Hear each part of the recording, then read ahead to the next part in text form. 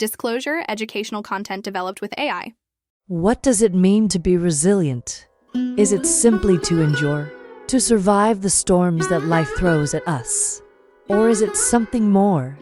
Is it the courage to look unflinchingly at the darkest parts of the human heart, the passion, the doubt, the sin, the faith, and to tell the truth about it, no matter the cost?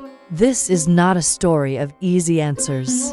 This is the story of a woman who waded through the complexities of modern life to find meaning in the distant past, and in doing so, created some of the most powerful, enduring literature of the 20th century.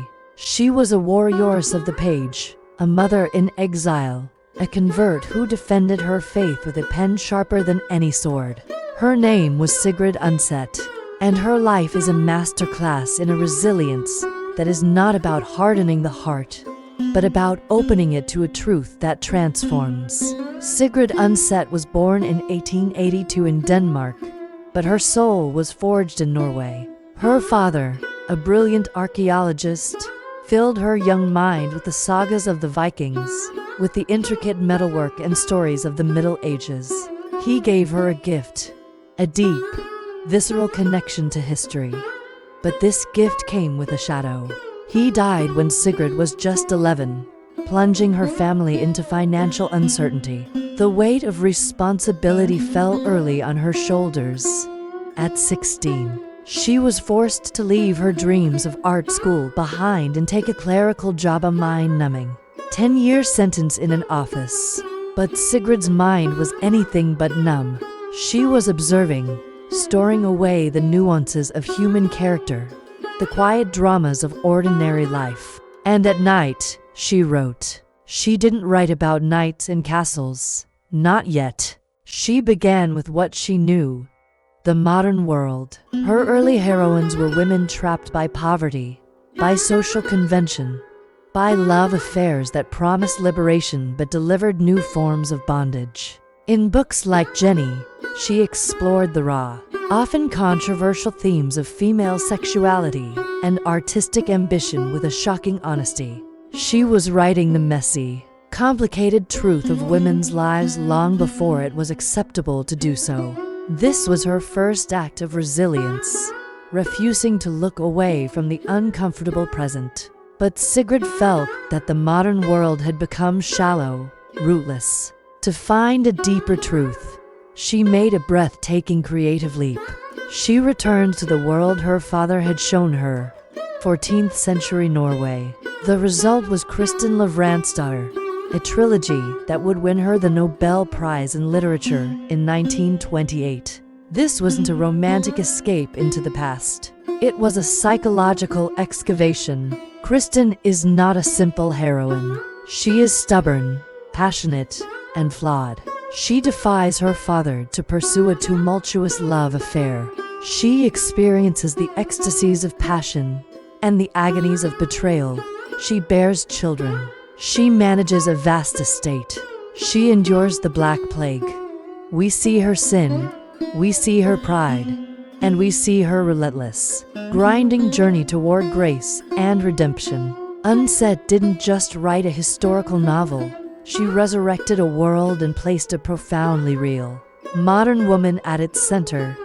Through Kristin, she explored the very themes that haunted her own life: the tension between desire and duty, the search for meaning in suffering, the possibility of forgiveness. The trilogy was a monumental act of resilience. It was the resilience of a woman using her immense talent not for easy entertainment, but to ask the hardest questions about life, death, and God.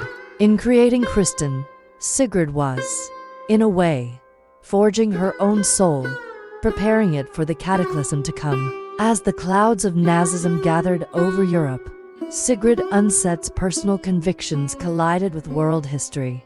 A convert to Catholicism, she saw with terrifying clarity the demonic nature of the Nazi ideology, and she spoke out with the same unflinching honesty she applied to her fiction. She became a vocal, relentless critic of the regime. When the Germans invaded Norway in 1940, She was a marked woman. At nearly 60 years old, a grandmother, she was forced to flee. She escaped on skis and on foot across the mountains into neutral Sweden, leaving behind everything: her home, her beloved medieval manuscripts, the original copies of her works. It was an act of physical resilience that mirrored her inner strength. Her exile took her to the United States, but she was not a refugee seeking quiet safety.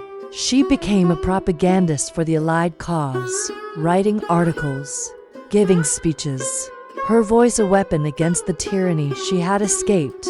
Tragedy struck when her eldest son, a soldier in the Norwegian army, was killed in action, a mother's worst nightmare. Yet, even in this abyss of grief, her resilience did not break. It transformed. Her pain fueled her resolve.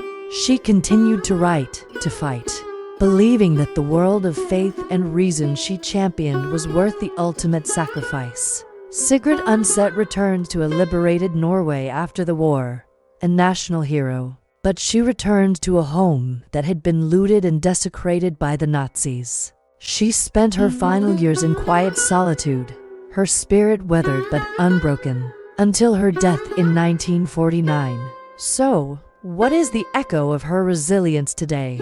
It is in every reader who picks up Kristin Lavransdatter and finds a companion for their own struggles. It's in the understanding that resilience isn't about being stoic or emotionless. Sigrid's resilience was passionate, intellectual, and deeply spiritual. It was the courage to confront the chaos within and without, to name it, to wrestle with it, and to weave it into a story of meaning. She rose from a clerical desk to the Nobel podium. She rose from personal tragedy to create timeless art. She rose from the threat of death to defend freedom. She showed us that a woman's voice, armed with truth and conviction, can echo through the ages. When women rise, history changes. Sigrid Undset didn't just write history. She lived a life that helped shape it, reminding us that the greatest strength is found in the unwavering pursuit of truth. Thank you for watching. If you were inspired by Sigrid's story, please share this video and subscribe to Women of Resilience for more stories of the indomitable women who shaped our world.